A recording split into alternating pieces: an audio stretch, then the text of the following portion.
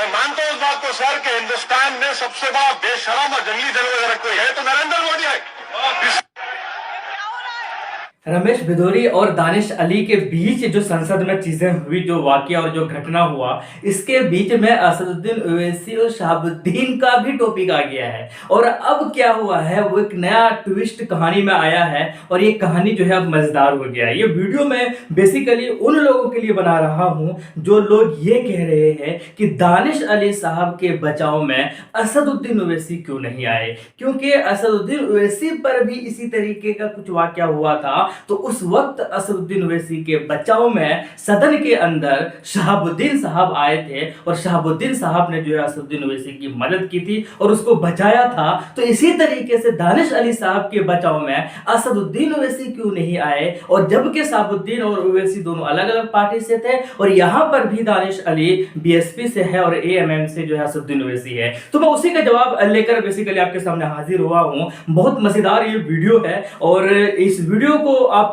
जरूर लाइक कीजिएगा। चलिए शुरू करते हैं दोस्तों। बेसिकली कहानी इसलिए मजेदार हो गई है क्योंकि जो दानिश अली के साथ हुआ, जो बीजेपी के उस बेवकूफ एमपी ने जो गाली गलौज किया, जो घटिया अल्फाज इस्तेमाल किए, उसके बाद दानिश अली साहब जो है सदन के अंदर खामोश हो गए। और इसी चीज को लेकर जो एएमएम के जो समर्थन है या एमआईएम के जो समर्थक है, एमआईएम के जो चाहने वाले हैं, जो फॉलोअर्स हैं और बाकी कुछ अलग लोग भी जो मुस्लिम तबके के लोग हैं, वो दानिश अली पर अटैक करने लगे, हमला बोलने लगे कि भाई आपको कुछ बोलना चाहिए था, आप कैसे खामोश रह सकते हैं, आप तो कौम को जो है रहनुमाई कर रहे हैं सदन के अंदर और आपके इस कौम के लिए ऐसे अल्फाज इस्तेमाल कर रहे हैं, तो आप खामोश कैसे रह सकते हैं। अब उसी को लेकर जो है दानिश अली साहब के कुछ सपोर्टर्स जो है वो ये कह रहे हैं कि शहाबुद्दीन साहब जब एएमएम के सांसद असदुद्दीन ओवैसी साहब के बचाव में आए थे, तो इस बार भी क्यों नहीं दानिश अली साहब के सपोर्ट में या इनको बचाने के लिए असदुद्दीन ओवैसी खड़े हुए। और उसी चीज को बेसिकली हुआ क्या था वो पहले मैं आपको बताने की कोशिश करता हूं, समझाने की कोशिश करता हूं और उसके बाद फिर आपको समझ में आ जाएगा कि बेसिकली ये कहानी और उस कहानी में अंतर क्या है। ये बहुत पहले का, जब पहली बार असदुद्दीन ओवैसी जीत कर सांसद पहुंचे थे तो वहां पर बीजेपी के एक सांसद जो है वो कहते हैं कि इस ईवान के अंदर यानी सदन के अंदर जो है कुछ जंगली जानवर आ गए हैं। और उसके बाद जब असदुद्दीन ओवैसी साहब का टर्न आता है, बोलने का बारी आती है, बोलने का नंबर आता है, तो असदुद्दीन ओवैसी खड़े होते और कहते हैं कि हाँ, इस सदन के अंदर बहुत बड़े जंगली जानवर और बेशरम आ चुके हैं। और जब कहते हैं कि वो जंगली जानवर और बेशरम कौन है, तो असदुद्दीन ओवैसी कहते हैं कि वो नरेंद्र मोदी है और जो लोग इनकी तायद कर रहे हैं वो लोग भी कुछ इसी टाइप के हैं। तो उसके बाद क्या हुआ कि बहुत सारे बीजेपी सांसद, कई सारे जो बीजेपी सांसद जो असदुद्दीन ओवैसी कहते हैं कि जो बुजदिल है, लेकिन उस दिन पता नहीं उसके अंदर कौन सी ताकत या कौन सी बहादुरी जो है वो जन्म ले लेती है और असदुद्दीन ओवैसी की तरफ जो है बढ़ने लगते हैं, उनकी तरफ जो है वो चलने लगते हैं और अपने आस्तीनों को जो ऊपर कर लेते हैं, मानो कि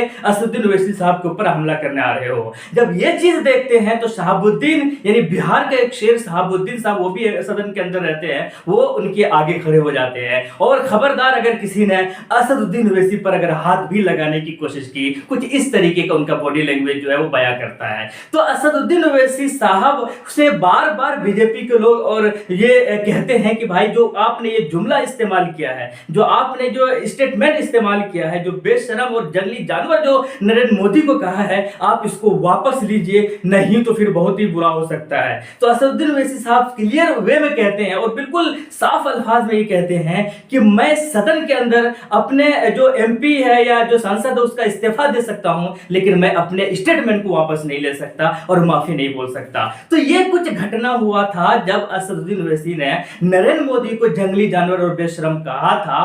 तो उस वक्त साहब कुछ लोग जब आए थे, शहाबुद्दीन ने उनकी बचाव किया था। ये कहानी खुद बैरिस्टर असदुद्दीन ओवैसी साहब ने अपनी ज़बानी बयान किया था। तो यही चीज अब इसी चीज को लेकर जो है ये दानिश अली साहब के जो सपोर्टर्स है कुछ लोग, वो ये कह रहे हैं कि दानिश अली साहब के बचाव में असदुद्दीन ओवैसी क्यों नहीं खड़े हुए। तो मैं ये कहना चाहता हूं कि यहाँ बचाव की बात ही नहीं था, यहाँ बात था बोलने की। उन्होंने बोला था, बीजेपी के उस एमपी ने बोला था, तो असदुद्दीन ओवैसी ने उनको उसी भाषा में जवाब दिया। आप आपके सामने जो जिस एमपी ने बीजेपी के जो रमेश भदौरी है उन्होंने जो इस्तेमाल किया, तो आपको भी चाहिए था कि आपको भी उसी के भाषा में जो है जवाब देना है। आपको भी चाहिए था कि आपके हिसाब से जो बनता है वो जवाब देना है। आपको खामोश रहना, यही आपको जो है लोग जो है आपके खामोशी के ऊपर बात कर रहे हैं। आपकी खामोशी लोगों को पसंद नहीं आ रही है, और उसके बाद जब वीडियो वायरल हो जाते हैं और आप बाहर निकलते हैं तो आप फिर रोते हैं और आंसू बहाते हैं। यही चीज लोगों को पसंद नहीं आ रही। यही चीज एएमएम के जो सदन है, असदुद्दीन ओवैसी साहब के जो चाहने वाले हैं,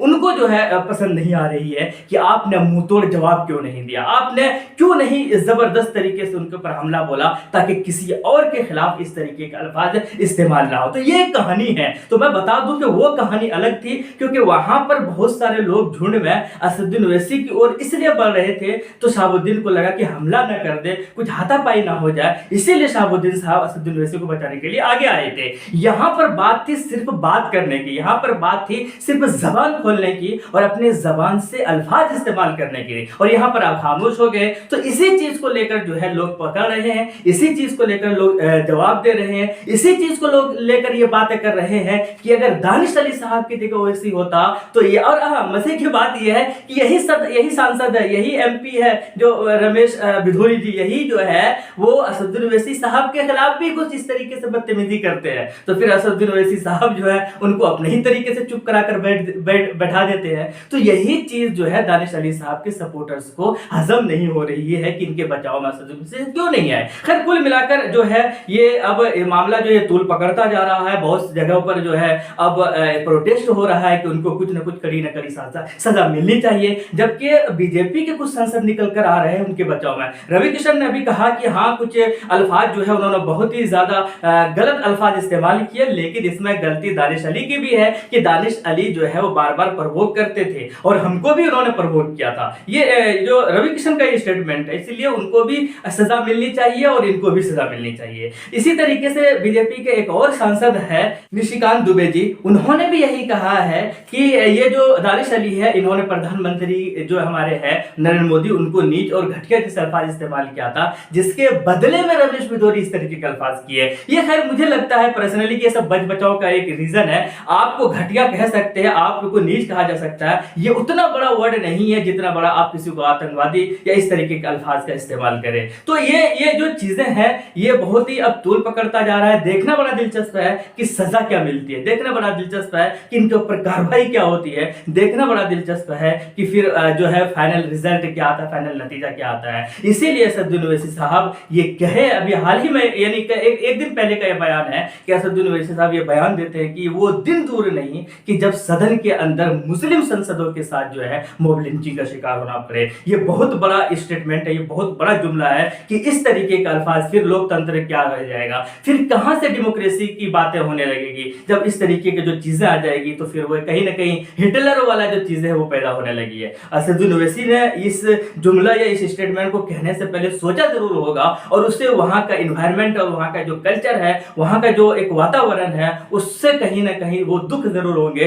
इसलिए इस तरीके का उन्होंने बयान भी दिया है। तो कुल मिलाकर चीजें यही है। और जो दानिश अली साहब का वाकया है ये बहुत अलग है। असदुद्दीन ओवैसी साहब और शहाबुद्दीन के साथ जो वाकया हुआ था वो बहुत डिफरेंट था, इसीलिए दोनों के बीच में जो है कंबाइन करने की कोशिश बिल्कुल भी ना करें। और जो है उम्मीद यही है क्योंकि पहली बार दानिश अली साहब भी जो है सदन के अंदर पहुंचे हैं और पहली बार उस वक्त असदुद्दीन ओवैसी साहब भी सदन के अंदर पहुंचे थे। तो कुल मिलाकर सिमिलरिटी पहली बार जाने की है, बाकी इसके अलावा नहीं बोलने और बोलने की ही जो है ये डिफरेंस है। और आपकी क्या राय है कमेंट सेक्शन में बताइएगा जरूर। मिलते हैं नेक्स्ट वीडियो में।